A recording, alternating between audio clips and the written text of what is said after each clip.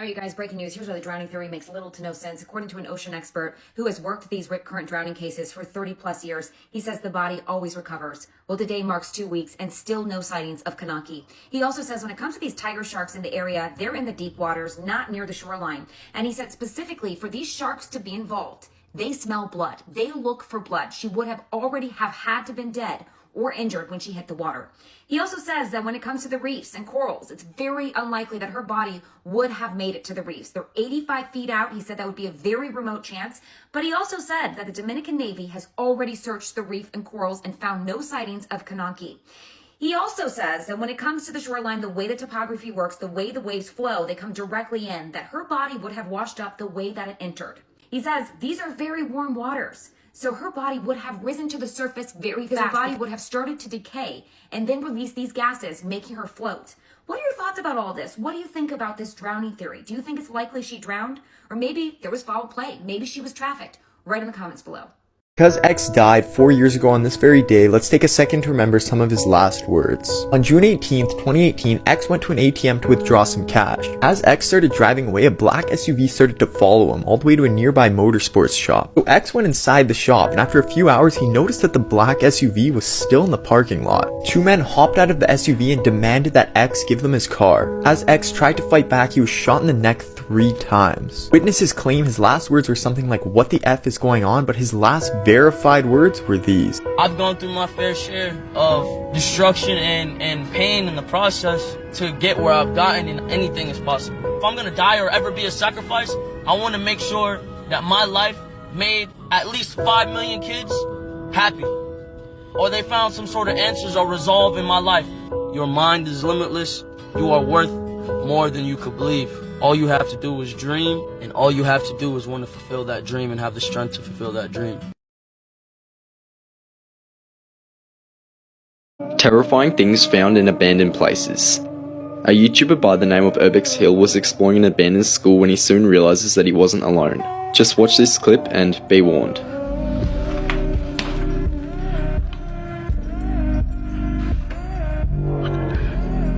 Somebody's been living in here.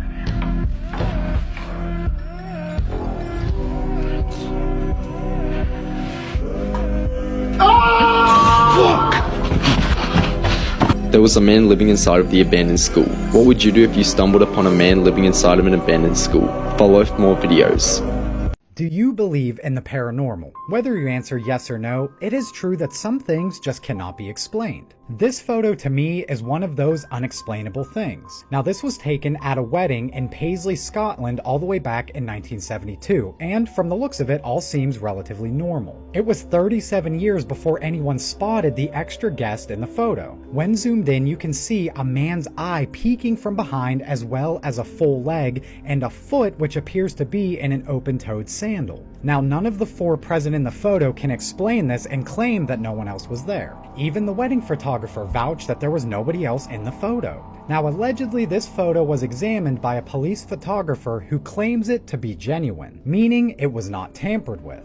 Now the man on the far left even claims that he visited a medium in Glasgow, Scotland who claimed he would receive such a photo. So what do you think? Was maybe a child hiding behind them? Did somebody edit the photo? Or maybe it's just an object that is all playing a trick on our eyes?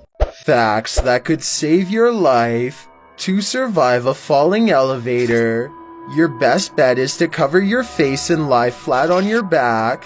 Hitting the ground in this position spreads the force of the impact evenly across your body, and your face is protected against debris.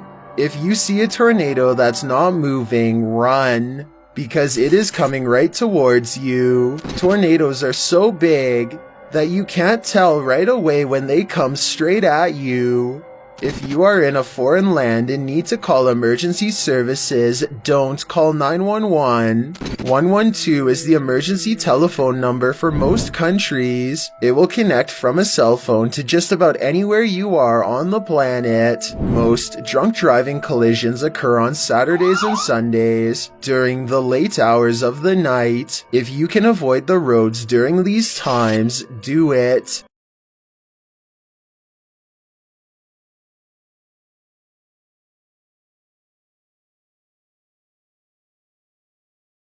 There are very few things that are creepier than abandoned amusement parks, but this one, it definitely takes the cake. It's called Pripyat, and it's in the Ukraine, and it was only working for about a month before it had to completely shut down because of Chernobyl. Which, if you don't know what Chernobyl is, look that up on its own. I may make a video of it eventually, but it is terrifying. And I am not recommending anybody go to this abandoned place. Please don't. Safety warning.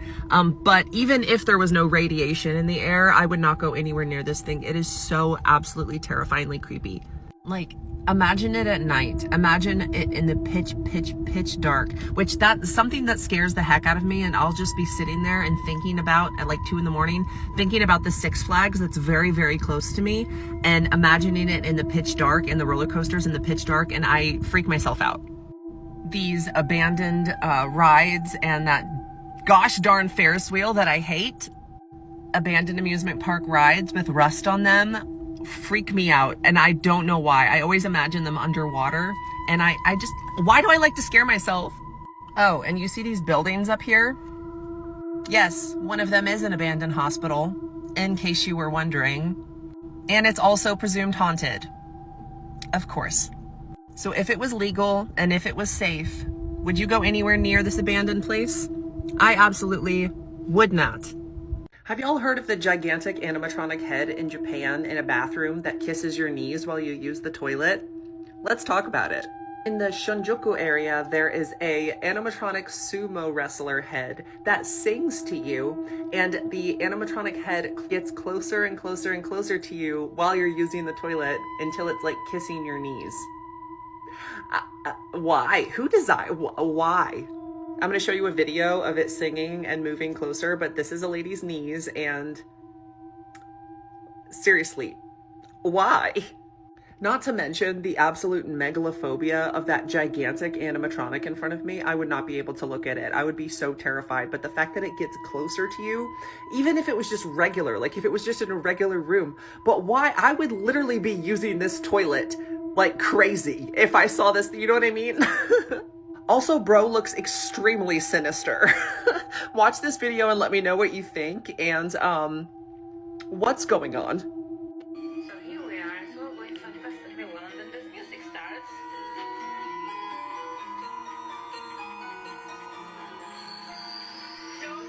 And the thing just starts to move towards you.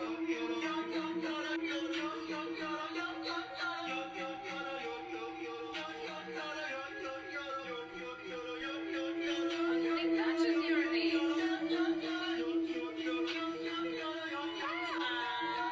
it just goes back to where it belongs.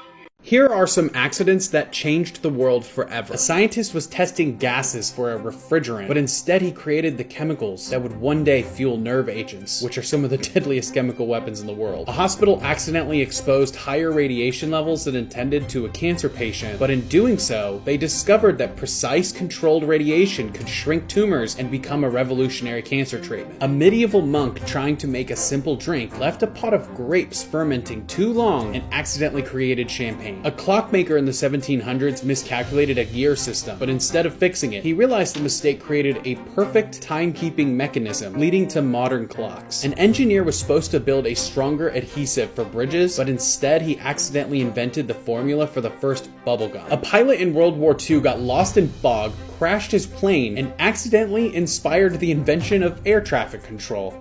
A frustrated researcher trying to find a cure for stomach ulcers accidentally discovered the compound that would later become Viagra. A scientist studying rubber noticed that a cracked vial had absorbed moisture in a weird way, accidentally leading to the invention of modern diapers. A medieval apothecary trying to make a healing tonic accidentally set off a small explosion and unknowingly created the first version of gunpowder. A shipbuilder in the 1800s miscalculated the weight balance of a new design, and that mistake directly led to the invention of the modern keel. Here's why you might want to check under your bed for monsters tonight. In 1991, a music executive named Christopher Case was found fully clothed laying in his bathtub in the fetal position. The cops checked, and he had no pulse. The police called Christopher's best friend Sammy to see if she knew anything about the death, and she started to recount a grimacing call she had had with him just the night before he died. The night before, he had woken up to someone speaking under his bed. So he bent down and looked under his bed to see a dark figure. He was paralyzed in fear and couldn't move as this dark figure became fully standing up. The figure reached down and strangled Christopher until he was knocked out.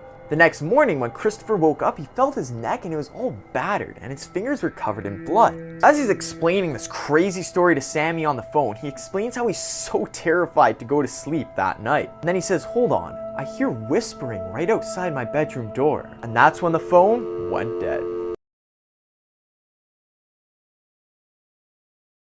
Which of these facts is the hardest to believe?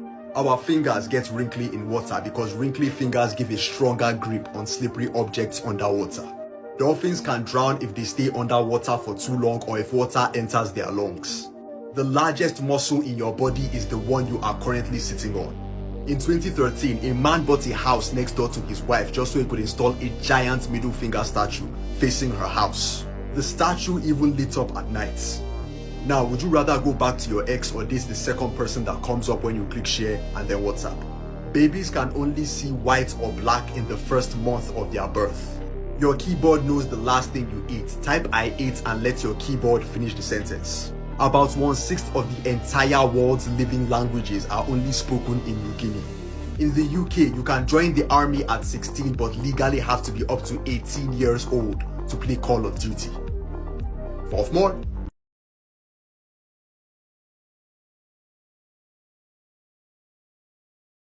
Top 3 police officers who actually encountered demons. A police officer named Jake said that he was driving around one night and observed a vehicle parked alone in the middle of a church parking lot. This was at night, so he figured that maybe it was some college kids or something. So he pulled up to the car from the side, only to see that there was no one inside. He said that he then positioned his car behind it so he could run the license plate. He thought that maybe someone had stole it and dumped it in the parking lot. So he started to run the plate and he looked at the car through the back window. And then he said that he swears that he saw a person in the front seat looking at him through the rear view mirror. He said that this is something that you notice as a cop because when you do traffic stops, you can tell how intently someone is watching you inside your car and possibly if they are going to try something. So he says that he got an oh crap moment of, I didn't see there was anyone in the car. He drove directly up next to it to reassure himself of what he saw, and there was no one inside the car. He said that chills immediately ran down his spine and that he got the heck out of there. The car was later gone and he doesn't know what happened. He said that he doesn't know exactly what he saw,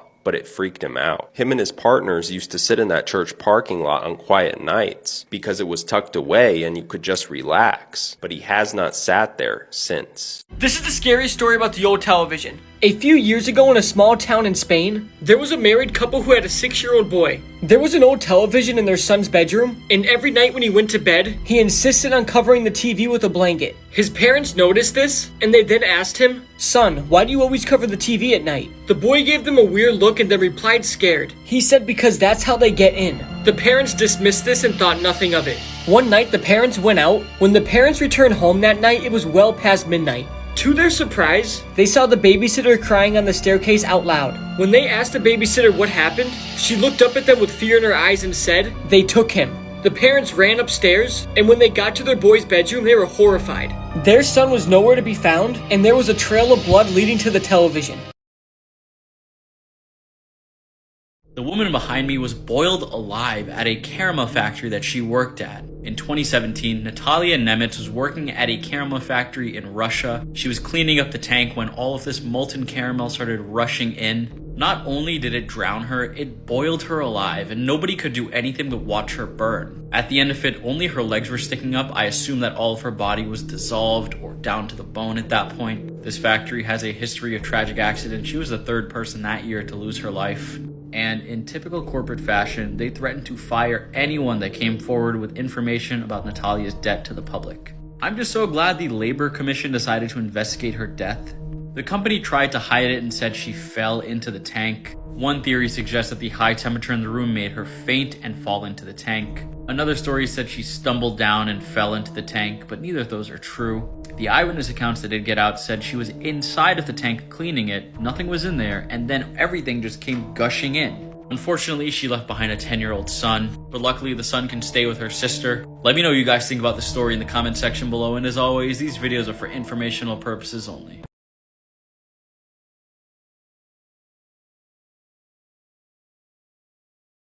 Today I googled what is the longest time someone has spent in a coma and then woken up. So in at number 5 is Terry Wallace. Now Terry went into a coma when he was only 20 years old when he suffered a major car accident where his pickup truck skidded off of a bridge. 19 years later, when he awoke from his minimally conscious state, he believed that he was still 20 years old and that it was still 1984. Number 4 on the list is Jan Grzebski. Now this one is pretty savage because Jan was a railroad worker who fell into a coma after being hit by one of the rail cars. Now what's savage about this story is that he spent 19 years in the coma and miraculously woke up, but only 2 years later he died from a heart attack. In third place is Sarah Scantlin. Now Sarah was put into a comatose state when she was just 18 years old when she was hit by a drunk driver as she walked through a parking lot, and she remained in a coma for 20 years. Sarah's dad recalls the day that she woke up saying, "Suddenly the phone rings one day and then she said hello and I just went numb."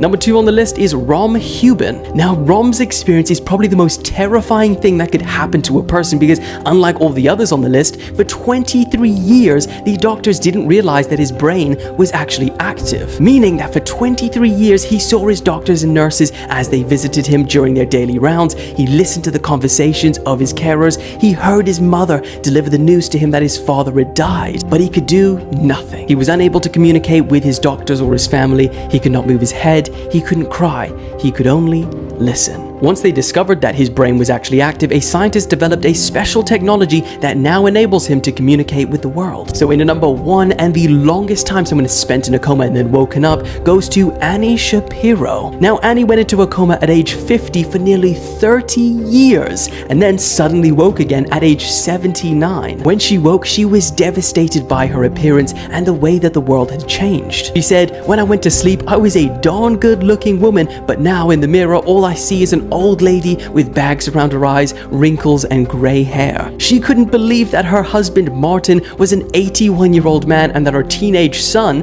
and 25-year-old daughter were now both middle-aged. She was awestruck to learn about cordless telephones and spaceship flights.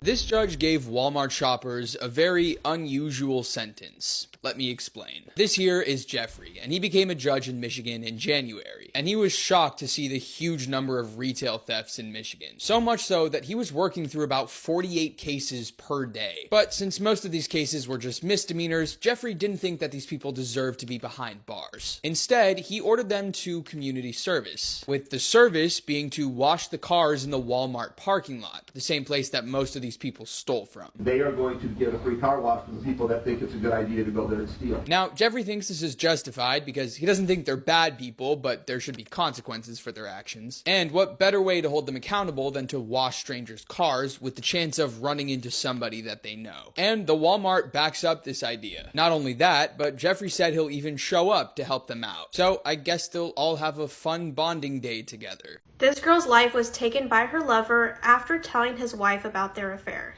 This is 20-year-old Kanaya Brenson, and she was from Milwaukee, Wisconsin. Kanaya was described as a joy to be around, and she could make you smile right away.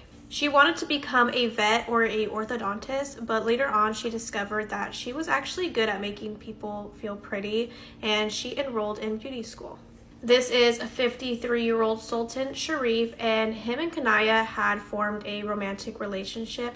But the thing is, he was already married. Kanaya ended up reaching out to Sultan's wife, and she gave her all the information about their affair and all the necessary details that she needed to know. Obviously, Sultan was not happy about this, so he actually reached out to Kanaya's mother, basically told her, "I'm done messing with your daughter, but she keeps reaching out to my wife." I'm also not sure if Kanaya's mother knew about the relationship or if this is how she found out. On September 24th of 2022, a friend of Sultan had called 911 after seeing Sultan on top of Kanaya in his car, and Kanaya was just screaming, pleading for help, and she was just saying, "He cut my throat." Police had arrived to the area where this was happening, and of course, once they got there, Sultan was gone and his car was gone as well. Eventually, police were called to an alley where they found Kanaya's body, and she had been tied, shot, and set on fire. Police began interviewing people, including Sultan's wife, and she stated that, oh no, it couldn't have been him because she was with him that day. But later, police discovered that she was actually lying, and they had video surveillance to back that up. Sultan's brother-in-law, Johnny Allen Hopgood, was charged as an accomplice. Johnny was charged with mutilating a corpse, and his bond was set at $50,000. Sultan was charged with first-degree murder and mutilating a body, and his bond is set at $500,000.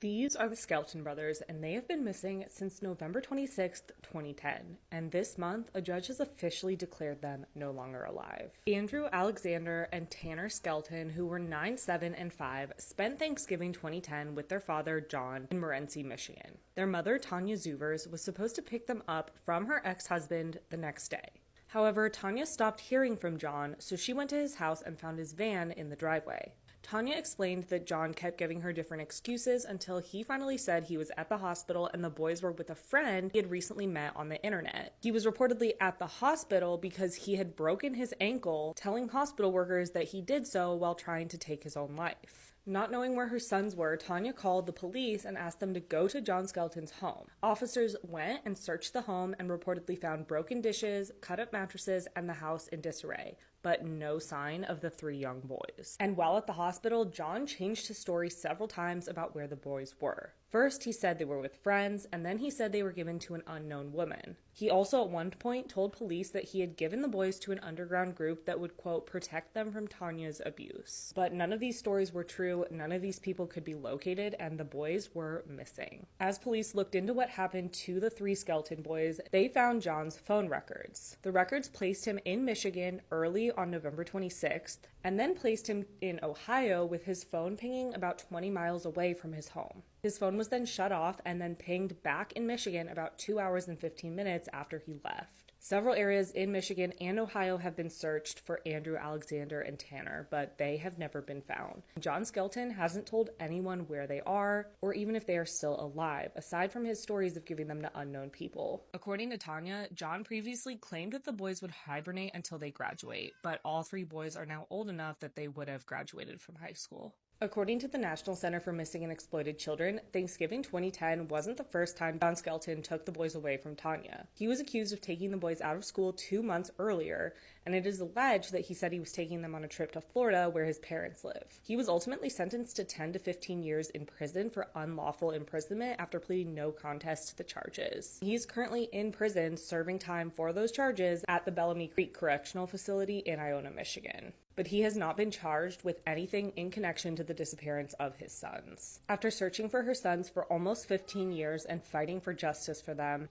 Tanya Zuvers made the difficult decision at the end of last year to request that the court officially declare them dead. In Michigan, a person is typically considered to be dead after they have been missing for 5 years, and the boys have been missing for 14. Tanya said of this, quote, "The decision came after much thought and discussion with my family and friends. It did not come lightly and was definitely a difficult decision to make. No parent wants to lose a child, but to have the court step in and declare them deceased is just unfathomable." But she did so, and earlier this month, the judge officially declared Andrew Alexander and Tanner Skelton dead. The judge reportedly said she could not rule that the boys had been murdered, though. Andrew Alexander and Tanner would be 23, 21, and 19 today. While they've officially been declared dead in the state of Michigan, they might still be out there somewhere, especially if their father did give them to some underground group. But something happened to these poor young boys, and they have never seen justice for what happened.